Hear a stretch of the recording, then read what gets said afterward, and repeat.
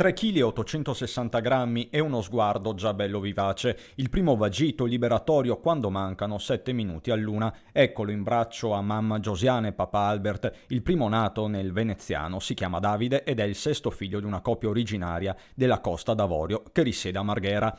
E sono stati 7 i bambini nati nel veneziano durante la notte più lunga dell'anno. Qui all'Angelo ci sono per esempio il fiocco azzurro di Gregorio e una soddisfatta mamma Anna con la sua piccolina di 2 kg e 700 grammi, Emma Lucia, e lei la prima nata tra Venezia città e Mestre. Emma Lucia, sì. Per il personale della pediatria un giorno come tanti altri, sempre al lavoro 24 ore su 24, ma con un significato particolare. Siamo qui nella prima giornata dell'anno con le famiglie, con i bimbi che sono nati in questi ultimi giorni e con la bimba che oggi ha inaugurato il nuovo anno.